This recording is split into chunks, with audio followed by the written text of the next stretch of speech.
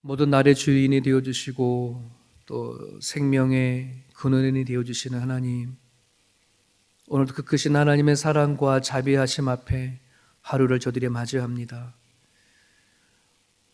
우리가 우리의 모든 삶의 주인 되어주심은 주인 되어주심이 하나님이신 것을 우리는 고백하고 이 자리에 나옵니다. 그리하오니 내 뜻대로 내 생각대로 살았던 모든 삶의 모습을 내려놓고 기꺼이 하나님을 위하여 살아갈 수 있는 우리 모두가 되올 수 있기를 원합니다. 우리들의 믿음이 연약해지지 않도록 해가 거듭하면 거듭할수록 날이 가면 갈수록 주님을 향한 그 믿음의 깊이가 깊어질 수 있도록 도와주옵소서. 하나님을 사랑하게 하시고 하나님을 사랑하는 것만큼 사람을 사랑하게 하시며 우리에게 허락하신 삶에 대한 비전을 품고 나갈 수 있도록 붙잡아 주옵소서. 특별히 매주마다 찾아오는 그 예배에 대한 소중함을 알게 하시고 예배를 통하여 하나님과의 친밀한 관계가 하나님 날마다 깊어질 수 있기를 소망합니다. 형식적인 예배가 되지 않기를 소망합니다. 하나님을 두려워하며 하나님을 경외하는 마음으로 찾을 수 있기를 간절히 바랍니다. 아버지, 그리하오니 예배해야 하는 그 시간마다 성령님 임재하여 주셔서 돌 같은 우리들의 심령들이 살같이 부드러운 마음이 되어올 수 있도록 하나님 도와주옵소서. 우리 영아, 어린이, 청소년들, 어린아이들의 그 예배 가운데 하나님 임재하여 주셔서 부디 그 어린 영혼들이 하나님을 알아갈 수 있도록 하나님 역사하여 주옵시며 온 성도들이 자녀들을 영적으로 양육하고 키워가기에 부족함이 없도록 모든 관심들을 함께 할 수 있도록 도와주옵소서. 모든 것 주께 영광 올려드리며 예수님 이름으로 기도합니다. 아멘. 스가랴 9장 9절에서 17절입니다. 스가랴 9장 9절에서 우리 마지막 절까지네요. 같이 한 목소리를 읽겠습니다. 시온에 따라 크게 기뻐할지어다. 예루살렘에 따라 즐거이 부를지어다. 보라, 내 왕이 내게 임하시나니 그는 공의로우시며 구원을 베푸시며 겸손하여서 나귀를 타시나니 나귀의 작은 것 곧 나귀 새끼니라. 내가 에브라임의 병거와 예루살렘의 말을 끊겠고 전쟁하는 활도 끊으리니 그가 이방 사람에게 화평을 전할 것이요 그의 통치는 바다에서 바다에까지 이르고 유브라데 강에서 땅끝까지 이르니라. 또 너로 말할진대 내 언약의 피로 말미암아 내가 내 갇힌 자들을 물 없는 구덩이에서 놓았나니 갇혀 있으나 소망을 품은 자들아 너희는 요새로 돌아올지니라. 내가 오늘도 이르노라. 내가 네게 갑전이나 갚을 것이라. 내가 유다를 당긴 활로 삼고 에브라임을 끼운 화살로 삼으리니 시온아, 내가 네 자식들을 일으켜 헬라 자식들을 치게 하며 너를 용사의 칼과 같게 하리라. 여호와께서 그들 위에 나타나사 그들의 화살을 번개같이 쏘아 내실 것이며 주 여호와께서 나팔을 불게 하시며 남방 해오리의 바람을 타고 가실 것이라. 만군의 여호와께서 그들을 호위하시리니 그들이 원수를 삼키고 물맷돌을 밟을 것이며 그들이 피를 마시고 즐거이 부르기를 술 취한 것 같이 할 것인즉 피가 가득한 동이와도 같고 피 묻은 제단 모퉁이와도 같을 것이라. 이날에 그들의 하나님 여호와께서 그들을 자기 백성의 양떼같이 구원하시리니 그들이 왕관의 보석같이 여호와의 땅에 빛나리로다. 그의 형통함과 그의 아름다움이 어찌 그리 큰지 곡식은 청년을 새 포도주는 처녀를 강건하게 하리라. 아멘.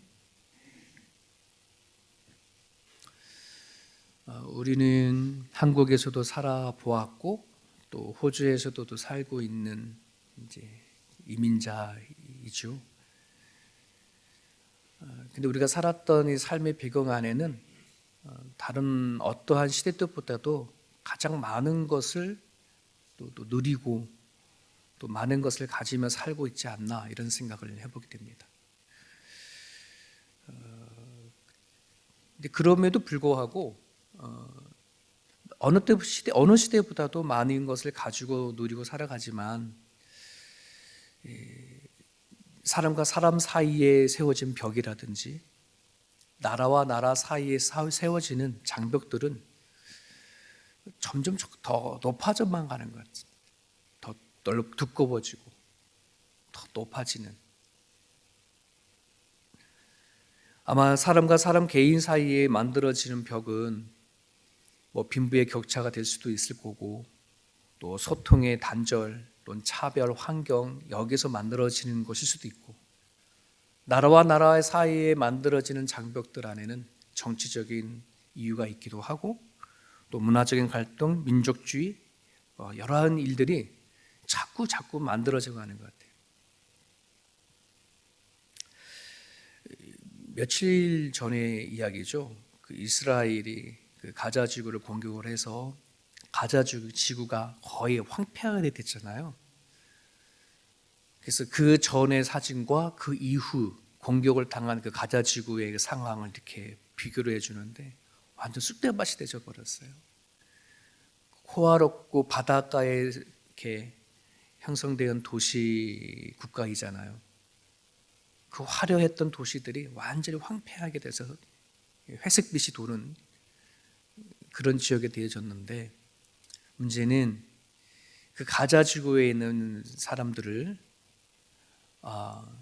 이스라엘과 여러의 강대국들이 모아져서 5나라로 분산시키겠다는 거예요. 그 작업을 하는 거예요. 어떻게 살리긴 그 사람들을 어떻게 해야 되는데, 거기에 다 쑥대밭이 되어졌고 강대국의 힘에 의해서 그 지역을 뭐 휴양지로 만든다나 뭐로 만든다나 하여튼 그를 위해서 거기 있는 사람들을 다 5나라로 분산시키는, 뭐 인도네시아를 비롯해서 다 국가별로 이 사람들 보낼 테니까 좀 받아라. 가난한 나라로 보내는. 참 못됐다 뭐 이런 생각을 좀 많이 갖는데,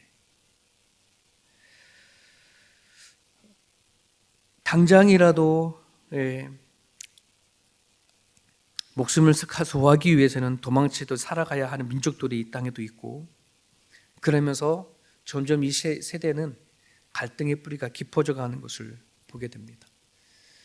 뭐 가자지구 사람이든 또는 호주에 사는 우리들이든 어느 땅에 살아가든 수많은 사람들은 내가 살아가는 이 땅 안에 평화가 있기를, 샬롬이 있기를 다 바라고 원하고 살아갑니다. 그런데 전쟁이 있는 땅이든 전쟁이 없는 곳이든 사람과 사람 사이에 있는 장벽들은 점점 높아진다는 거죠. 나라와 나라 사이에 있는 갈등은 더 깊어집니다. 성경은 과연 진정한 평강과 샬롬이 어디서부터 오느냐라고 하는 그 원초적인 질문에 아주 간단하게 말합니다. 하나님이다. 딱 잘라서 얘기해요. 너네들이 바라고 원하는 평강의 그 샬롬은 하나님이 아니면 안 돼 라고 하는 것을 성경에서는 계속 얘기하고 있습니다. 오늘 9절에 이렇게 얘기합니다. 시온에 따라 크게 기뻐할지어다, 예루살렘에 따라 즐거이 부를지어다. 왜? 이유가 드니에요. 무엇 때문에 기뻐하고 즐거워하냐? 내 왕이 임한다. 너의 왕이 임한다. 뭔가 삶이 달라지고 형편이 달라져서 즐겁고 기쁨이 아니라 너의 왕이 임하는 것 때문에. 근데 문제는 그 왕이 나한테 누구냐 하는 것이 문제겠죠. 네.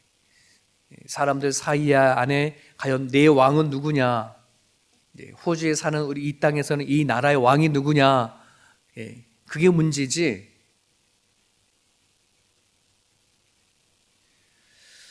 여러분, 그런 부분들 안에서요, 오늘 우리들에게 만들어지는 수많은 장벽들이 있습니다. 아마 이 벽이 없는 분들도 없을 겁니다. 이 장벽이 단단히 쌓여진 곳에 나의 왕을 모실 수 있어야 돼요.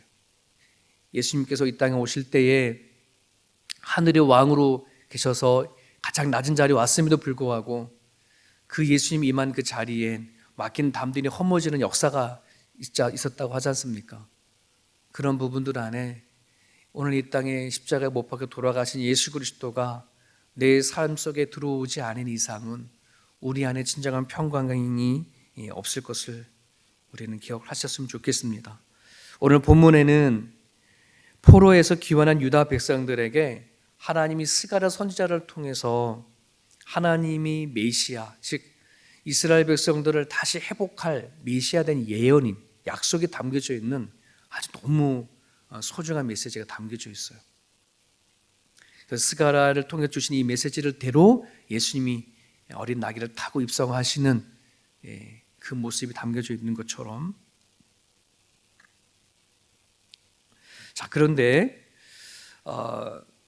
먼저 이 본문의 이스라엘 백성들의 어떤 상황에 하나님께서는 이 메시아를 약속했는지를 살펴봤으면 좋겠어요. 스가랴가 활동하던 이 자리에는 이미 유다 백성들이 바벨론에서 귀환한 지가 꽤 오랜 한 100여 년 시간이 지난 그때예요. 포로는 아니었지만 귀국을 했어. 하지만 여전히 페르시아의 제국, 페르시아의 속국으로 살고 있던 그런 나라입니다. 자유국가가 아니에요. 개인의 자유는 있지만 나라로는 자유국가가 아닌 상태. 다윗의 왕조 시대를 꿈꾸고 있었지만은 현실적으로는 전혀 그런 다윗의 왕조가 다시 세워질 가능성이 전혀 보이지 않는 그런 삶을 살아갑니다.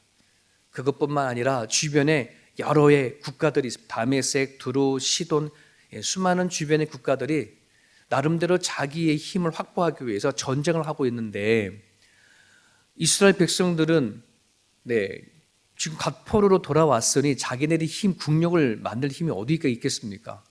그러니 외세의 침략에 대해서 항상 방치가 되어져 있는 거예요.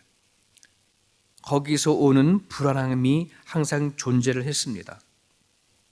사람이 국력이었던 그 시대에 이스라엘 백성들의 수는 너무나 많이 줄었고, 오랫동안 땅이 놀아져 있는 상태에 곡식을 씹어도 잘 곡식이 나지 않는 그런 시대 속에 살아갑니다. 경제, 사회, 정치, 그 무엇 하나 온전한 것이 없는 그 상태가 이 스가랴 선지자가 활동하던 그런 시대입니다.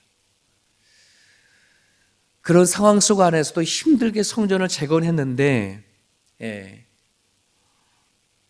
그럼 나름대로의 뭔가 이렇게 빛이 보여지고 해야 되는데 여전히 현실은 녹록하지 않은 거예요.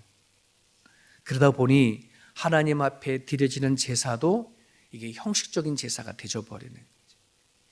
우리가 신앙생활을 하다가 뭔가 내가 나아지거나 뭔가 내 삶이 형편이 좋아지거나 막 이러면 하나님이 날 붙잡아 주시는구나, 도와주시는구나, 해결해 주시는구나, 막 그런 맛에 의해서 더 이렇게 매달릴 수가 있는데, 하나님 앞에 나와서 힘들고 막 간구하고 기도하는데도 이게 뭔가 빛이 보이지 않고 언제 이 긴 터널이 끝날지 모르겠습니다 라고 하는 상황이 되어지면은 우리가 하나님을 향한 그 믿음이 자꾸 꺼지잖아요. 절망이 되어지고, 급기야는 예배를 드려도 형식적인 예배가 되어져 버리는 것처럼 지금 유다 백성들의 상황이 이런 거예요.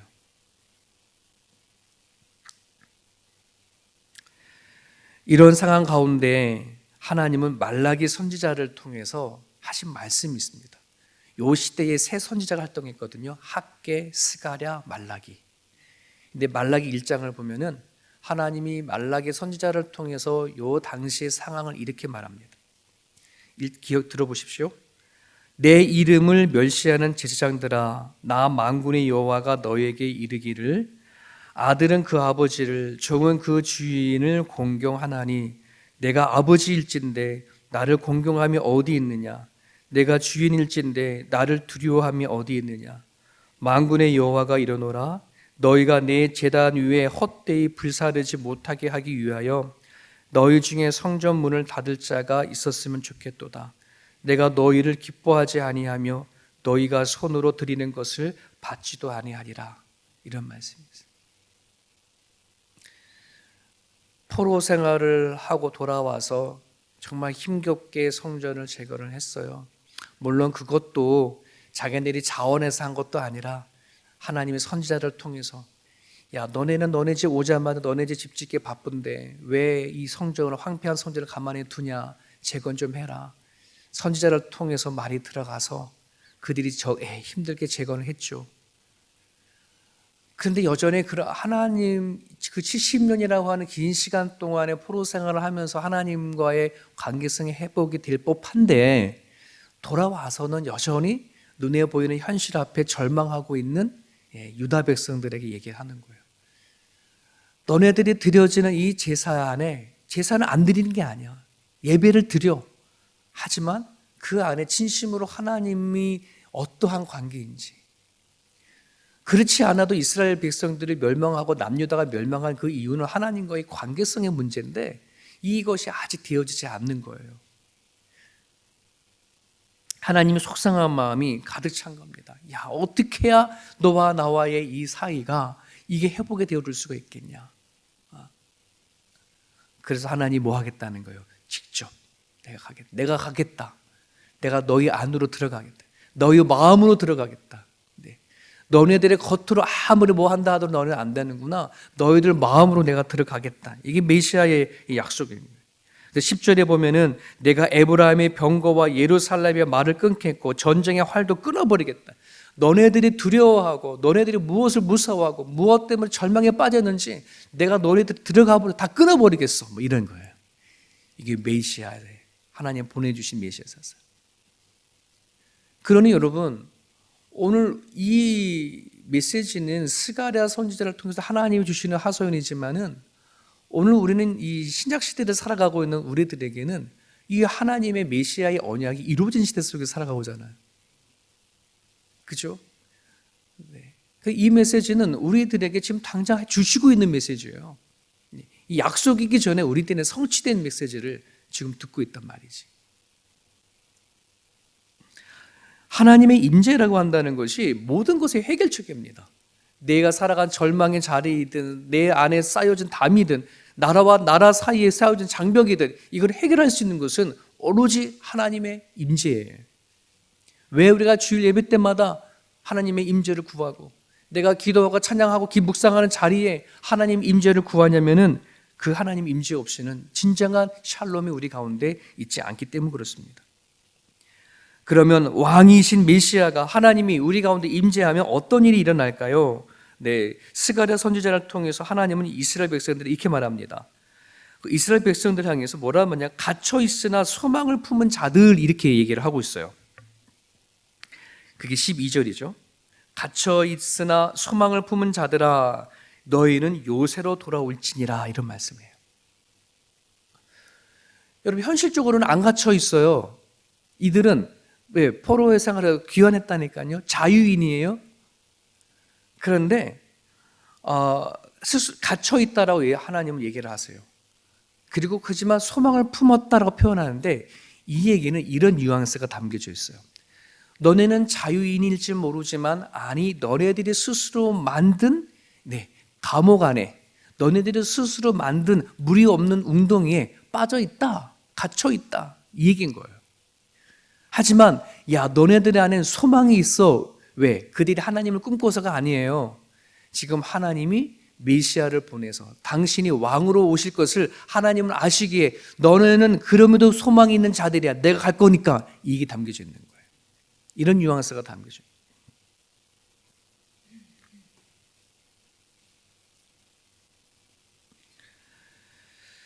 13절에 보면 내가 유다를 당긴 활로 삼고 에브라임을 끼운 화살로 삼아 헬라 자식들을 치게 하며 너를 용사의 칼과 같게 하리라.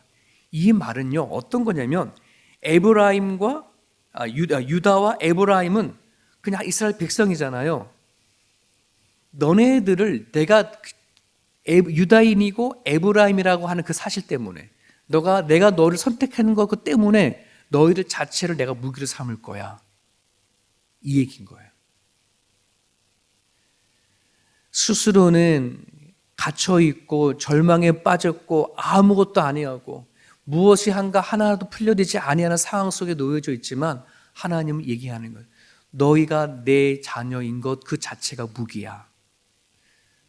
오늘 이 메시지가 우리에게 적용되는 말은 너가 내 안에 와 있는 것 자체가 너희들은 무기야, 이런 말이야. 내가 너희를 무기로 삼을 거야.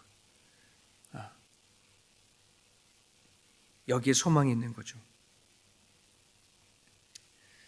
여러분, 그 성경에 보면 우리 다윗 얘기 잘 나오잖아요. 어린 다윗이 골리앗을 넘어뜨릴 때 그는 칼을 사용한 것도 아니고 총을 사용한 것도 아니라 그냥 돌 하나로 돌려서 물리쳤단 말이죠. 이스라엘 백성들에게 이 상황의 이스라엘 백성들의 존재는 그냥 강가에 있는 돌 하나 같은 존재였어요. 그 어떠한 하나 쓸모없는 것. 하지만 다윗의 손에 들려서 쓰여졌으면 어떤 역사가 일어났던 것처럼 하나님의 손에 쓰이면 그 무기가 되어지는 것. 그 얘기를 지금 하고 있는 것입니다.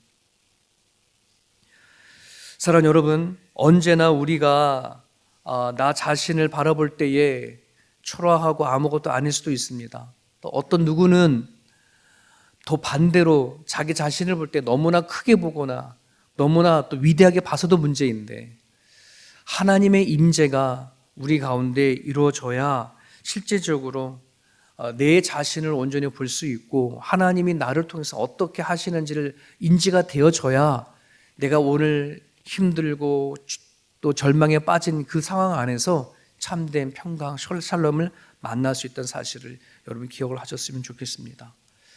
호주가 참 살기 좋은 나라잖아요. 자연이나 모든 살기 좋은 나라이지만 우리는 이 땅에 와서 살아가는 모든 가정 가운데 알게 모르게 우리의 마음속에 있는 참 많은 갈등들이 있습니다. 많은 벽들이 존재를 합니다. 스스로 갖춰져 버린 것들도 많이 있습니다. 겉에 봐서는 전혀 모르지만 한 가정 한 사람 한 사람 안에 들어가 버리면 여기 와서 살려고 정착하려고 애썼던 그 많은 흔적들이 고스란히 남아 있어서 상처와 아픔을 가지고 있는 사람이 너무나도 많이 있습니다. 여전히 처리되지 못한 죄의 습관을 가진 사람도 많고, 또 다민족 국가 속에 살아가다 보니 여러 해 보여지는 것들이 섞여서 세상의 가치관들조차도 많이 들어와 있는 것이 현 우리들의 모습입니다. 그러다 보니 참 우리들의 생각과 마음 안에는 시끄럽고 복잡하고 벽이라는 벽들이 얼마나 단단히 세워져 있는지, 이것이 바로 우리가 하나님 앞에 있는 모습 그대로 가지고 나가야 하는 부분이라고 생각이 되어집니다. 하나님은 그런 우리들에게 유다 백성들에게 말했던 것처럼 나의 언약의 피로 내가 너를 자유하겠다라고 선포해 주십니다. 하나님께서는 정말 절망 가운데 상처투성인 이스라엘 백성들을 향해서 얘기를 합니다.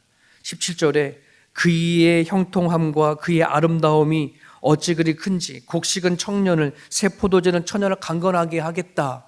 이 얘기는 하나님으로 인해서 너네들이 정말로 풍성한 삶을 살겠다 하고 하시는 하나님의 선언입니다.